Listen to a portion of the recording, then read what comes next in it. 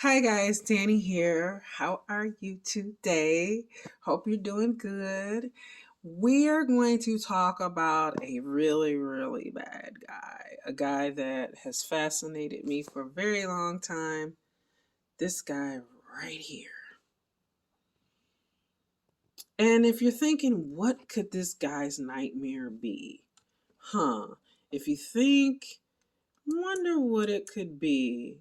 Could it be no more Batman to fight? Well, we have this story written by Matthew Rosenberg, who gave us the Joker, the Man Who Stopped Laughing, and the artist by Stefano Raphael. And that's exactly what the Joker's nightmare is, a world without Batman. That's his ultimate nightmare. And we've explored that. That's kind of been explored a little bit before, but here it actually happens. The Joker is in this fight with Batman. Opens up. They're on top of a building, and as you can see, it's raining.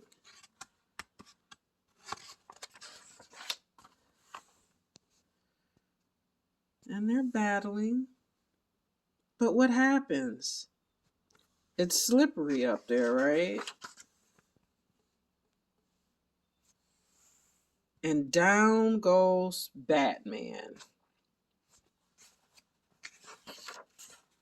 He literally slips off the roof and dies, and much to the Joker's chagrin.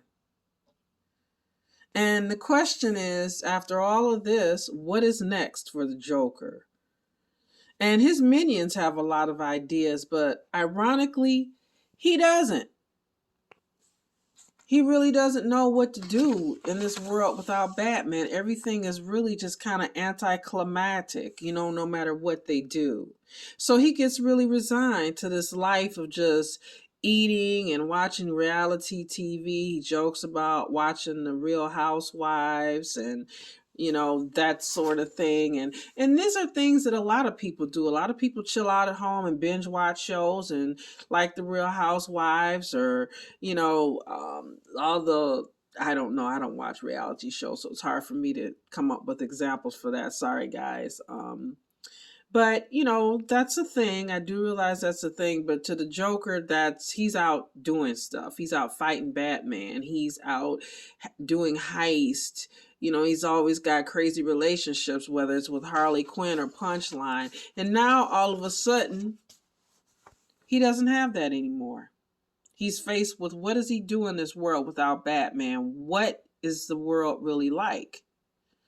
And so he winds up taking Batman's body home and storing it in his closet and becoming complacent and depressed. And then he gets this idea, well, maybe, just maybe, I'll get a job at Wayne Enterprises. And maybe that'll lead me to a big score, right?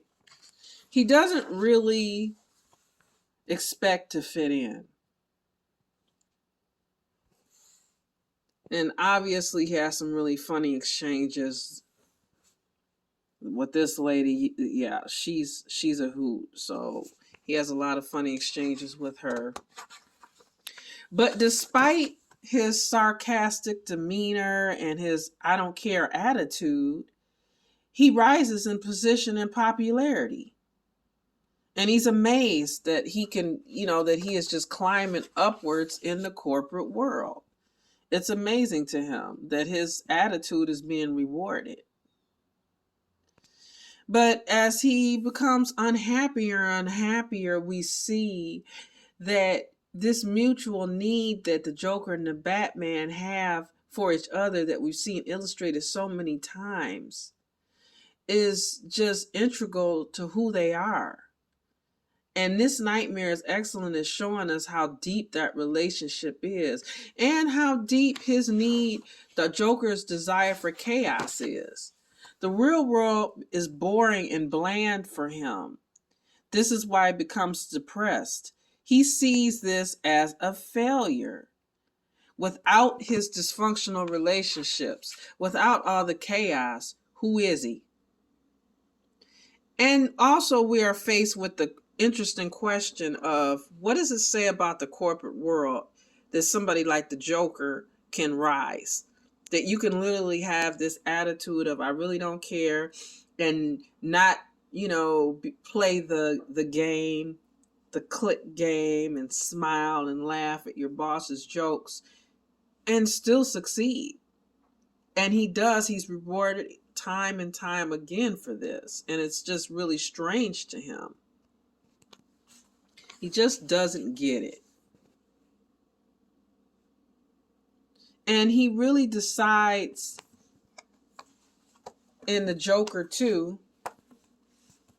we see him actually, as he sinks deeper into this depression, he decides that, well, Gotham City does need Batman.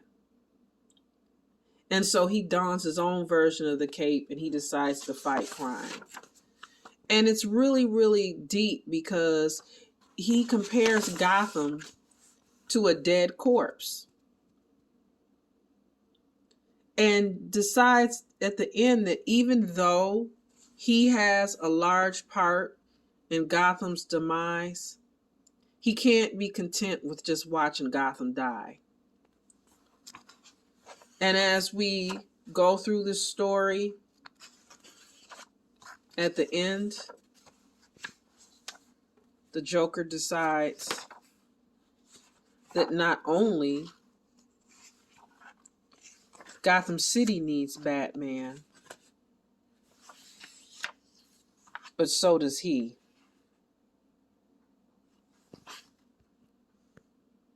I definitely recommend, if you decide to go down some of the side quests, I definitely recommend the Joker. I mean, it's funny, it's interesting.